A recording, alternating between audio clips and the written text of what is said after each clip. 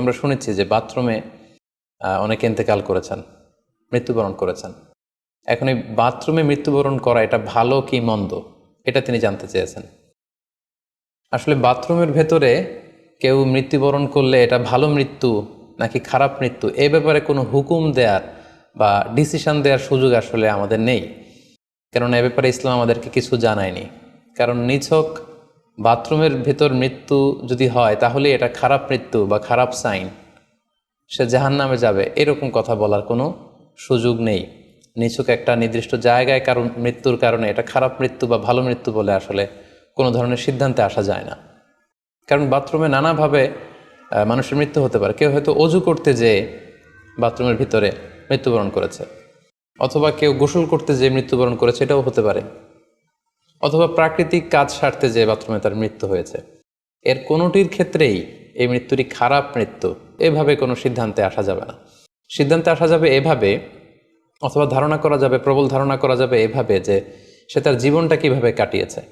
তিনি যদি ইমানের উপর থাকেন, ইস্তেকামতের উপর থাকেন, আল্লাহ এবং আল্লাহ রাসূলের উপর দৃঢ় বিশ্বাসের উপর থাকেন, তিনি যদি সৎ কর্ম করে থাকেন এই পৃথিবীতে, তাহলে তার বিদায়টা, তার মৃত্যুটা ভালো মৃত্যু হয়েছে বলে আমরা প্রবল ধারণা রাখতে পারি। কিন্তু কে জান্নাতি হবে আর কে জাহান্নামী হবে এ ব্যাপারে শুধুমাত্র আল্লাহ তাআলা ডিসিশন দিতে পারেন।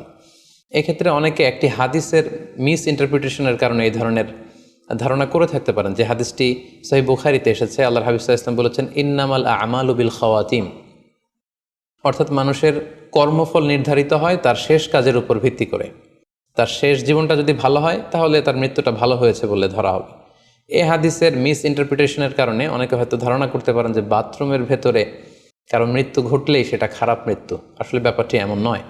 হাদিসে যে বিল খাওয়াতিম বলা হয়েছে, এর ব্যাখ্যা এসেছে যে বিল খাওয়াতিম মানে হচ্ছে মা ইয়ামালুহু ফি আখিরি হায়াতি, সেটা শেষ জীবনে কি কাজ করেছে সেটার উপর ভিত্তি করে তার মৃত্যুটা ভালো নাকি খারাপ এটা নির্ধারিত হবে।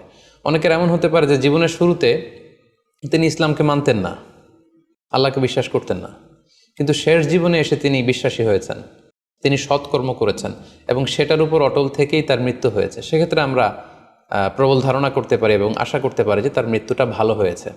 কিন্তু নিছক বাথরুমের ভেতরে যদি কারো মৃত্যু ঘটে, এই কারণে এটা ভালো মৃত্যু নাকি খারাপ মৃত্যু সেই সিদ্ধান্তে আসা যাবে না। তবে কোরআন সুন্নাহ আমাদেরকে কিছু আলামত বা সাইন দিয়েছে। এই সাইন বা নিদর্শনগুলো খেয়াল করে আমরা বুঝতে পারি যে কারণ মৃত্যুটা ভালো মৃত্যু হয়েছে নাকি খারাপ মৃত্যু হয়েছে। সেক্ষেত্রে শুরুতে আমরা আলামাতু সুইল খাতিমা, কারণ মৃত্যুটা খারাপ কিনা বা মন্দ মৃত্যু বা মন্দ বিদায় কিনা সেটা আমরা শুরুতে শুনব। সেক্ষেত্রে আমরা যদি কোরআন সুন্নাহর দিকে তাকাই তাহলে দেখব যে কোরআন সুন্নাহ আমাদেরকে জানিয়েছে কেউ যদি আত্মহত্যা করে মৃত্যুবরণ করে তাহলে এটা আমরা বলতে পারি যে এটা একটা খারাপ মৃত্যু ছিল। কারণ আল্লাহ রাসূল সাল্লাল্লাহু আলাইহি ওয়াসাল্লাম ইরশাদ করেছেন, সহিহ বুখারীতে এসেছে, মান কাতালা নাফসাহু বিশাইইন উযযিবা বিহি ইয়াউমাল কিয়ামাহ, যে ব্যক্তি তার নিজেকে যেই জিনিস দিয়ে আত্মহনন করবে বা আত্মহত্যা করবে, কিয়ামতের দিন তাকে সেই শাস্তি দেওয়া হবে। লেটসে কেউ যদি ছুরি দিয়ে স্ট্যাবিং করে তার প্রাণ হনন করে, জাহান্নামে সে কেবল জাহান্নামের ছুরি দিয়ে নিজের পেটের ভেতরে এরকম ছুরিকাঘাত করতেই থাকবে, এটাই হবে তার শাস্তি। কেউ যদি বিষ পানের মধ্য দিয়ে সুইসাইড করে তাহলে জাহান্নামে তার শাস্তি হবে জাহান্নামের বিষ খেয়ে খেয়ে সেই কষ্ট বা শাস্তি ভোগ করবে। কেউ যদি গলায় দড়ি দিয়ে বা ওড়না পেঁচিয়ে গলায় ফাঁস লাগিয়ে সুইসাইড করে তাহলে আল্লাহ রাসূল সাল্লাল্লাহু আলাইহি ওয়াসাল্লামের হাদিস অনুযায়ী জাহান্নামে সে গলাতে শুধু ফাঁস লাগাতেই থাকবে।